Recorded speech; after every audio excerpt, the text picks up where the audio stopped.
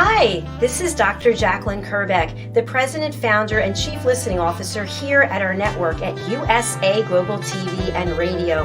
Thank you so much for your loyalty. Thank you so much to all of our guests, to our team members, to our sponsors, and to all of our elevated listeners. Here at USA Global TV and Radio, we provide world-class education, entertainment, hope, and inspiration. We celebrate all of our team members, all of our guests, and all of our sponsors from around the world who come and lead their lives with their hearts to help other people walk into their greatness. If you'd like to be a guest on any of our shows, please go over to our website, usaglobaltv.com, and book your session. Please contact us at info@usaglobaltv.com and subscribe to our channel.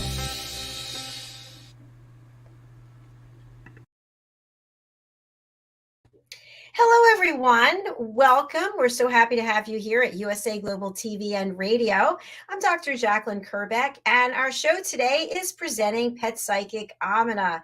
Guess who else is on the show with me? Yes, that would be pet psychic Aminah. And we're going to be talking about the month of fasting. This is a fascinating topic. I'm going to bring her out to tell us more. Welcome. Thank you. Thank you. It's so so nice to have you. The title of our show is a little misnomer of pets, psychic animals.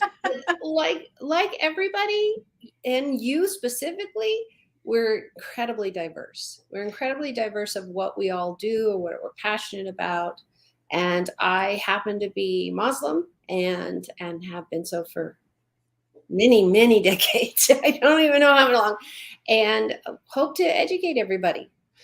I am thrilled that you are discussing this topic, and I am going to be an earnest student today. So I think what would make the most sense is to really turn the show over to you, and I will be here listening and learning, as I've learned so much from you as well already that I can't wait to learn some more. So I'm going ahead and I'm going to spotlight you, and I would love if you would just share.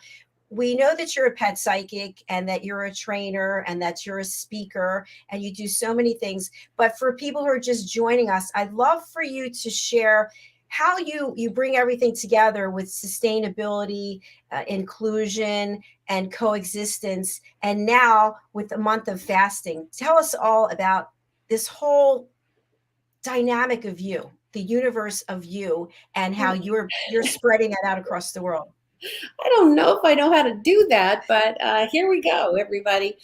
As with all of you, we're all incredibly diverse people. We have different lives, different loves, different passions. And as I've grown, as I've aged, I'm going to go with grown, and changed and experienced life, I am very, very fortunate to have added many cultures into my everyday. Now, I was married for 30 years to a Middle Eastern gentleman, and prior, I met him through the women that were my neighbors, and they wore full scarves. There is something called a chador, and it is more of one piece of fabric that goes from head to toe. So if they're just wearing a scarf, it's just that. It's just a head covering. And a lot of people want to know, first and foremost, well, why are you wearing it and you're not wearing it? Choice. My daughter absolutely wears one, but I do not. Now, there are a couple of things just in the quick of this. First of all, everybody has free will. In every religion, I hope that's true. And in Islam, that absolutely is true. There's no lesser person for not wearing a scarf or to wear a scarf. That's again, it's a personal choice. Many mosques, which is what the church is building, holy side, place of worship is called, is many times it's required, and it's for modesty. It's for modesty. A lot of people will ask, well, how come the men don't wear it? Men are typically not looked at as sexual objects, as, yes, you're cute, that's great, but do you have a good personality? Women are a little deeper than that. And I don't want to say men aren't, but I'm just talking about origin, not any one person. So overall, Islam asks women to be more covered, to be more neutral in society, so that there is less conflict as far as, oh, she's so pretty, and oh my gosh, her hair, and oh, her neck. And we know a lot of people that, unfortunately, I had a girlfriend that was also attacked, and it's not her fault. It's not anybody's fault but the person who does these types of things. Where in Islam, they're trying to reduce the exposure to that. But where does Ramadan come in? What is the one essential thing we all need? Food and water. Food and water. Everybody thinks I cannot go without. And what Ramadan is to test those thoughts, that perception, and it's not going 24 hours for 30 days without food or water. That would be death-defying and not healthy. So the challenge is, and their rules for who can fast are extremely, extremely tight, meaning you cannot be pregnant, you cannot be on your period, you cannot be ill, you cannot have medical conditions that even missing one meal would be detrimental to your health. You'd need to take medication during the day, on and on and on and on and on. Young children, anybody under puberty is not allowed to fast because they're growing. They're growing. So this is for that small group of people that are healthy, that are capable, have the ability, finances, and or physical ability to go without food and water in the daylight hours. It's from sunrise to sunset. And they have Molanas, these are religious men and women that will say, oh, in your area, the sun came down at this time. You'll still see sunlight, but it's that graduation that they know that you're going to see this one color, and it goes, now you can break your fast. Some people do it a little bit too aggressively and eat everything in sight. And believe it or not, I have gained weight on Ramadan because of the schedule, because the things are changing. During the daytime, I would really limit my activities to stay healthy because I knew I wasn't drinking water and that type of stuff. So I wanted to make sure that I got through the month. And it's a great time to reevaluate so many things in your life. Another perk of doing it. It's not, I always gained weight during Ramadan because I was eating the most fabulous foods. 99% of the time we were together with a whole group and other families and really celebrated the breaking of our fast. And when you break a fast, you start with water, tea, maybe some bread, but you don't want to shock your system. There's a whole system put into place that this has rules, this has guidelines. Again, if you are a mother who's nursing or pregnant, this is forbidden for you to do, literally forbidden for you to do, because it's not healthy. It's not capable. You're not capable of doing that challenge to your body. You'll have plenty of opportunities in the rest of your life. You cannot do if you have an illness, or if you're injured, or if the doctor says you have to take this medication. Let's say you're on blood pressure medication or anything like that. You would be required to not fast, because then the blessing of the challenge could kill you. And that's not the point of Ramadan. It is for 30 days, but it's during daylight. So when the calendar rolls around to the longest days in the year, eventually it does, because it moves. This is why the holiday is not every March 5th or every December 25th as Christmas is. It is completely geared on how the world and the earth moves. So right now, if you know anybody who is Muslim, they will be fasting approximately. Again, we have to see the right light, sun, and sunrise, and we have professionals that do that and put the word out. But at this moment, it is projected to be March 22nd, ending April 20th. And let me dive into, this is just a little pet peeve of my own. When you speak another language or you are introduced to another language, remember the pronunciation isn't necessarily going to be the same. Now, I live, as many of you will know, how many times I've mentioned that I'm in California. So we are very predominant influenced by the Hispanic culture. Spain came in, had all these missions made when they founded California, hence how it got its name. And that flavor of diversity is still living proud here. And I'm thrilled to have very many close friends in many, many cultures. So Ramathon, and if you'll hear how I'm saying it, it sounds like it has a TH in it. Remember, it's Arabic. It is spelled many, many, many, many ways, but Ramadan is one of the most common ways. Some people will write in instead of the D, because you'll get a lot of people say, oh, you mean Ramadan?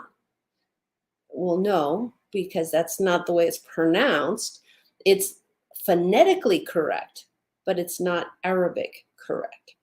So if I'm going to say I live in San Jose, okay, that's good, but it's actually pronounced San Jose. So again, we would respect these types of things across cultures. So just remember, if you see it spelled with a TH, a D, a DNA, whichever way, it's still pronounced Ramadan, as if it were a TH. That is the proper pronunciation. Again, those are the dates that I gave you for this year, is March 22nd through April 20th. And what we also want to talk about is how to be somebody's ally who is fasting. And Dr. Jacalyn, I don't know if you've been around anybody who has fasted for any reason, for health, for dietary reasons. I know I've had surgery and I've had to fast for 12 hours. That's nothing like this. But what would you say if somebody came out and said, oh, no, sorry, I'm fasting? What do you think you'd change in that moment? I really want everybody to think about that. What you would change. Are you eating in front of them? Are you asking them to dinner, lunch, breakfast? Are you ignoring it completely? And all of those things are doable, but it's your attitude on, are they allowed to, or why should they be given compensation? A lot of girls run into the problem with PE, and the boys probably aren't saying anything, but they should. You should be over the age of puberty to fast, because anything under that, it's too dangerous. It's not healthy. And this is not a program. This is not a religious thing to see if it can kill you. It's to give you some challenges. What is the one main thing we all think we can't live without? Food and water. Food and water. Water, you're absolutely right. But you can go without it for a few hours. And if the daylight is 12 hours long, it's a very long day. So you change what you're doing. You're going to do a lot more sedentary things. You're going to take it easy. You're not going to go to lunch with your buddies, because that's really cruel to your own self. There are so many ways I want to encourage you to be allies for people who might be fasting, who are fasting, and everything in between. I know some people are going in for procedures, and they're asked to stop eating 12 hours before, 6 hours before. This will also help those relationships that you are fostering or would like to, or just understand where somebody else is coming from. And how you can do that is ask them. Ask them, how can I support? How can I understand what I can do to help, to be there, to assist you in any way possible? That is the best first approach. You can read up all you want, but everybody is different. So again, going back to my own experience, I was required to stop fasting because my medication was essential to my staying alive, much less happy and content and out of pain. So this is something that, of course, I'm okay with somebody coming up and saying, well, why aren't you fasting? It's how you deliver it. I think I would be offended. Well, why aren't you fasting? First of all, none of your business. Second of all, let's have a better conversation about why you feel you need to judge or not judge. But if you come up to me and say, I really would like to know what is the fasting? Why is it? And I can get it down to some pretty simple points. It's the challenge. It's what you're going to find out about yourself in those 30 days. You're going to find your strength. You're going to find your weakness. You're going to find a camaraderie with other people, because what is really, really important is not to do this on your own. Find a mosque near you. Find a place where you can go and have people help you through it, going through it with a tribe, whatever that is, your family or everybody at church or wherever. That is so much support. It's really, really, really great. So these are some really important tips that I want to make sure that don't not ask. We're all okay with being asked. It's the delivery of the ask. Well, this is ridiculous. Why would anybody, blah, blah, blah. And what that person who says any of that type of stuff says to me personally is they have a problem with Islam. They have a problem with being Muslim. So that is a different conversation. And most of the time, most of us will answer 3 or 4 questions. But when it becomes combative, when it becomes accusatory, there's pretty much no place to go educationally to help this person understand until they calm down and they realize that everybody has the right to worship the way they choose. Why? We have so many faiths. They all go one place, same God. It's all the same God. And I really want you to encourage, how do you do this in your workplace? If you know somebody is Muslim in your workplace, how do you make sure you're not eating in front of them? Or at least ask, I'm so sorry, there's no place else to sit. This is the only conference room. This is the only lunchroom. Whatever it is. That comment of just apologizing for something that's totally out of your control, and that's just a polite way to put it. It's not an apology as in you're responsible for anything. It's an apology saying, I see that this could make you uncomfortable. So I'm really sorry that does, but I need to eat lunch. I need to do this or this or this. In the same token, don't come up to anybody that vaguely looks Middle Eastern and say, why aren't you fasting? I saw you eat something. How dare you? People do it every Wow. year. Every year. It shocks the heck out of me. I've been asked so many times, oh, so you're going to fast? And what I want to say is, that's none of your damn business. That sounds appropriate for sure.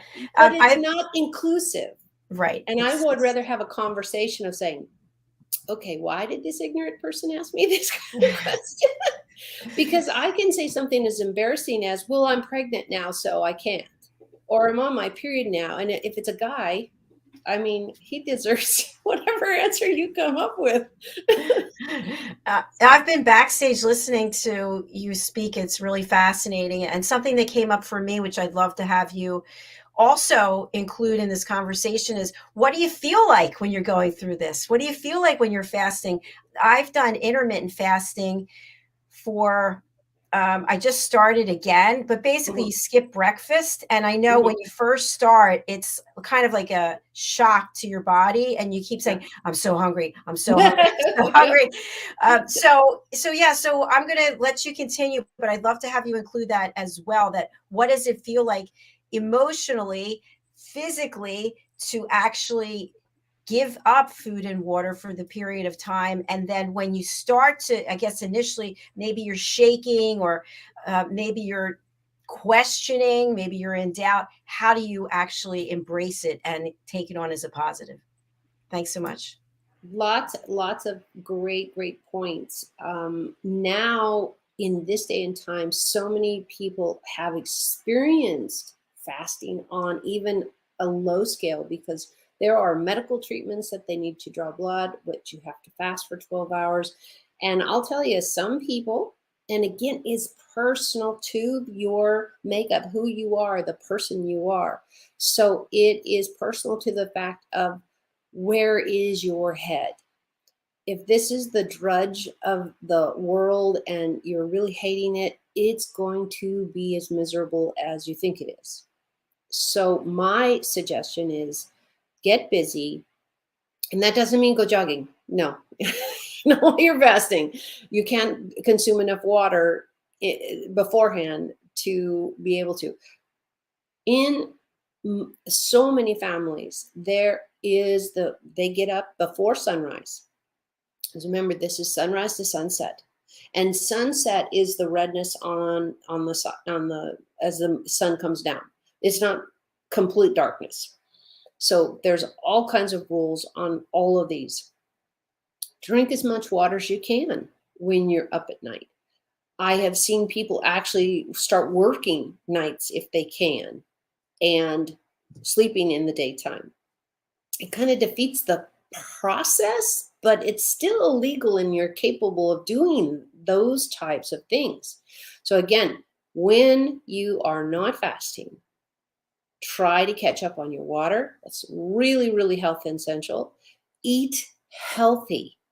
Okay, if you decide to go to fast food and seize candies, well, great, you'll have lots of energy for a very short time. And it's about changing your mindset. This is the challenge of the 30 days. This is the challenge. Can I, me, the person I am, give up something that is considered essential to living? Living. Everybody got that? To living. So if it's essential, that is exactly why it was asked in the Islamic faith. And so many health programs have fasting, intermittent fasting, or days of fasting. This is not new. Of course, Ramadan's been around for a very long time with Islam. So it is a great jumping off point to do a cleanse, to get your mind clean, to get your body clean. Maybe this is the perfect time that I don't know, you drink too much lemonade. It is a thing. I did it. I got sick. So um, you're doing something to excess. And what Islam tries to teach and guide is nothing should consume your entire life. Not religion, not your dogs, not the food in the world.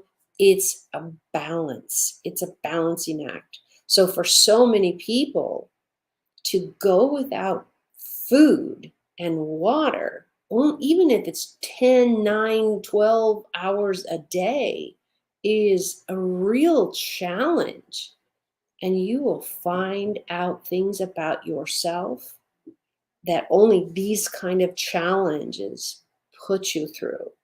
So let's see, Dr. Jacqueline, you threw a lot of questions at me. So I am trying to to remember them as I go back.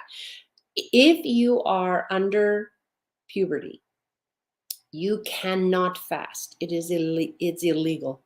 I don't know. There's no police out there to get you. It is too detrimental to the health and well-being of your future self. A child, anybody who's too young, who has not, for girls, hasn't menstruated even, or any of that, you cannot fast. Now, there's a lot of parents that will do really fun things with their kids and have them say, okay, we're all going to fast. What would you like to give up for Ramadan? And it is 30 days. So they could say, oh, I'm going to give up Jello, or I'm going to give up candy bars, or I'm going to give up whatever. It could be a behavior. And this is a really great opportunity with the parents to teach the same lesson at the age appropriateness of the person. A child, somebody who's handicapped, somebody who smokes. This would be a great time for them to say, you know what, I'm going to give that up for 30 days. And it might be the pathway to giving it up forever. You don't know. But do you see all the benefits you can when you look at the cup half full, instead of looking at the cup half empty and saying, oh my gosh, this is going to kill me? For my experience, and many, many people I've spoken to over the years, it's those first 3 to 5 days. That's really where you make that change. And your body goes, they're really not going to feed me. This food thing is just really not going to happen. So think about that. It is the challenge. If you were going to climb Mount Everest, or if you were going to go snowboarding, or if you were going to jump in a lake that you weren't sure were piranhas or not, all of these are challenges in lives. This is another one of those. Trying to bring balance into your life by saying, wait a minute, there are people starving out there every single day of their existence. And this is a great time to volunteer. This is a great time to donate your time, money, food, whatever you can. This is a great time to give back, because you get a lot of perspective on, wait a minute, I don't have to eat. That was the most shocking thing I think I got to experience every single year, was I have so much time on my hands without having to cook or eat or make anything. So, Dr. Jacalyn, you'll have to remind me of some of the other questions that you offered out, because they were wonderful. But again, children, elderly, sick, like high blood pressure medication, any of those types of things, you are forbidden to fast. Because again, this is not meant to kill you. It's meant to challenge those who are healthy enough to go through it. I really appreciate that. And something that you just said really resonated with me. When I've done the intermittent fasting, I was so surprised and yet overjoyed by how much time I had. I was just like, what am I going to do with all this time? And if you think about all the decisions that we have to make about food, all those things were wiped away. Yeah, so, the trip to the grocery store, the what am I going to cook tonight for dinner, or for 5 people or 1 person, you just continue to be shocked with, wow, this really takes up a lot of my time. Thinking, doing, acting, and eating it. It's just amazing. And you know what else, Aminah? I know it's been proven. I don't have the facts, but we have people on this platform who have talked about it many times, about the value of intermittent fasting, the value of fasting in general.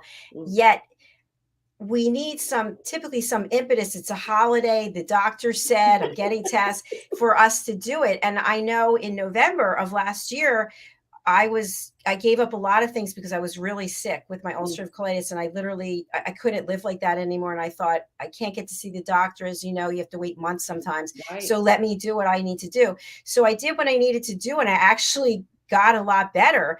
And when I went to see the doctor and the doctor said, actually, your colon's in terrible shape, I thought, wow, I just wasted all that time with this fasting and giving up this, and this. So now I'm back doing some of the things I was doing before and thinking, I don't know if I could do it again. But it's in our mind. It is. Thank It's in our you. mind. Thank you. That's the whole crux of going, oh gosh, I'm fasting again, or no, I'm not fasting, or wherever you go. But I promise you, after the first 5 days, 7 days, if you hang in there, your body just goes, oh, this is the new normal. And then the hardest part is actually some people will, because at the end of Ramadan, there's a huge party with the mosque and people, and they're all getting together, and all the food is back on the table. And so many people are like, oh, this is too much food. Because your body and your stomach and all of those things have changed. And what did they say about a habit? It takes 30 days to change a habit. Just think of all the possibilities. If you've always wanted to stop eating chocolate, or if you always wanted to stop smoking, or if you always ... whatever that is, this is the perfect time, because you're not alone. You got an entire planet of Muslims doing this. And so somehow you will get the guidance, you'll get the support. And what's really nice is, especially when we were all in college, everybody's at the end of their bachelor's, they're starting to have kids, they're married, all that type of stuff. And we'd go through Ramadan and we'd all see each other for 30 days. It was like, wow, we should really keep this up. We probably won't, but and it's so nice to touch base with people that you have commonality with. Absolutely. Whatever that is, a job, a history, a moral compass, a religious compass, whatever that is. It is part of what celebrating things like Christmas and people's birthday. Everybody wants to be involved in those positive events and celebrate it. And so celebrate it with your Muslim coworkers or friends. But remember, just ask. We're not offended by, I can't tell you how many times I say, I'm so sorry to ask you this, but blah, blah, blah, blah. Why are you asking then? If you're just don't do it. Because they've circled me, like physically or something, all over and over and over and over and over. And one of the big questions is, well, I see one of your daughters wears a scarf and you wear a scarf, but the other one doesn't. How come? Why doesn't your other daughter wear one? Do you know the answer, Dr. JACALYN? Isn't it personal choice? Thank you. Personal choice. What a novelty. Personal choice. This is not a dictatorial religion. This is not what it made out in the news. It's the same thing with, if we have a murderer slasher and they all follow this guy or that guy, it might not be that program's fault that this guy's doing, or that person and woman's doing that. So what exhausting is, I remember going through work, and I worked for the city at one point, I worked for the county. So I was around a lot of people, and I wore a full scarf, and I got yelled at constantly. Go home. And guess what I started doing? I am home. Ah, beautiful. Because it was just like, okay, and then they actually looked at me, my face, because everything else is covered. And I was pretty much dressed the way I'm now. I've always been pretty modest. So that's not changed much. I just don't have a scarf on. And I just got sick and tired of being yelled at constantly especially by men. Oh my gosh. And it's just like, are you offended that you can't see my curves, or you're offended that I made a choice that you cannot see anything? And it was just like, I had more fun, and you should have seen their faces. Total shock. Oh my God, she speaks English.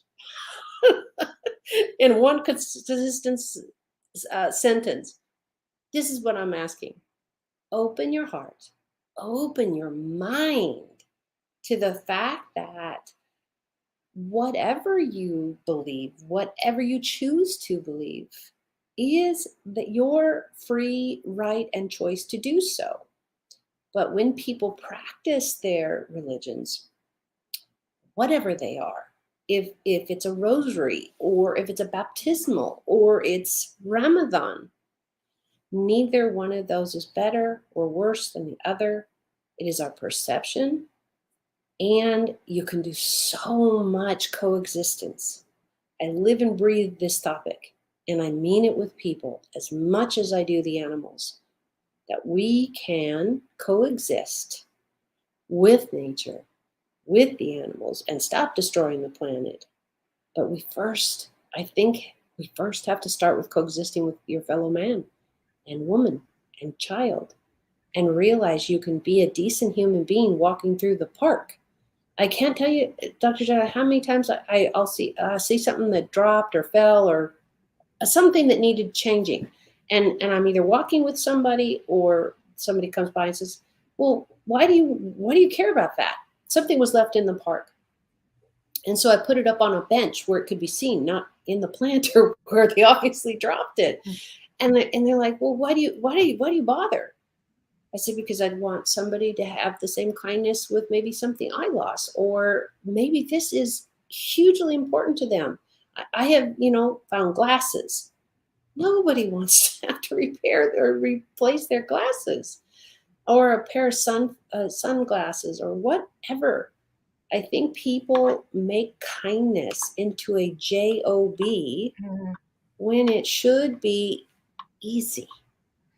If you realize I can be easy.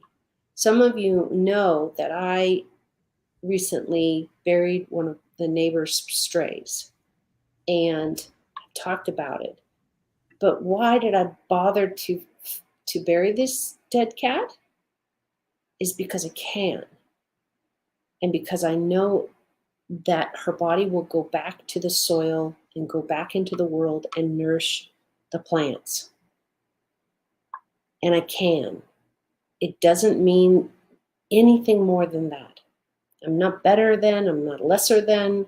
It's just who I am will stay consistent with who I need to be. And what I need to be is kind and thoughtful and whatever. You live in your truth. And I hope it's not negative. And we all have bad days. I'm not talking about those. But somewhere in there, you take the minute to say, oh, if I saw a woman walking by who was a Catholic nun, and she was dressed in a complete outfit of what a current nun used to at least look like, I would just want to say hello. Hope you had a great day. Don't need to say anything at all. And if you have questions, 99% of us, especially women, we get asked all the time, can I ask you? Yes, you can. My daughter gets asked. I got asked. Our friends get asked. We're more than happy. Most of us, we can't make a blanket statement, are more than happy to explain what Ramathon is, and why we are fasting, and why we're not fasting. First of all, to ask somebody why you're not fasting is a tad personal. It could be. Because what if she tells you, oh, because I'm on my period? That might be a little awkward. But it also might mean for her or him that it's none of your business. So sometimes you need to keep that to yourself. What I'm saying is there are reasons. You have medication. You have a medical condition that eating is essential for that medical condition, etc., etc., etc.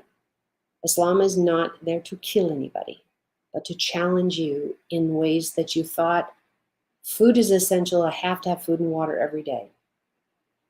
You can wait till sunset. And that's what happens. It's from sunrise to sunset. And the sunsets are marked on where it is. They have Molanas, they have religious people that announce it now over the internet, depending on where your time zone is. And you will get the help you need to find out more about Ramathon. And I highly encourage, not everybody's going to want to talk to you, but a lot of us are more than willing to answer your questions if you have any. Fantastic. Thank you for another fabulous show with filled with education. I really do appreciate it. And for people who want to reach out to you and talk about this or any of the services that you offer, we just had someone, by the way, I just met with someone who was raving about this show. Somebody I didn't even know they were watching. So there are That's people great. all over the world who are watching and want to reach out to you. So tell them how they can do that, please. Best way is through my webpage, Bridging Worlds. Just like it sounds, BRIDGINGWORLDS.US is the website, and at gmail.com is the email. And so please, bridgingworlds.us is the best way to find out so many details about what I'm doing, where I'm doing. The show is absolutely posted there, and you can go back and look at all our other shows. We've really shared a great deal of free information, and that's really where my heart is. Well, you have my heart as well for all of the hard work that you do here. I thank you. And I also thank you for clarifying about the proper spelling, because I have Ramathon 101. So, because that would be phonetical, Ramathon. So yes. again, English, Arabic, British, depends on who's writing it. Right. Exactly. But Ramathon is its pronunciation. Just it's spelled with a D because it's Arabic.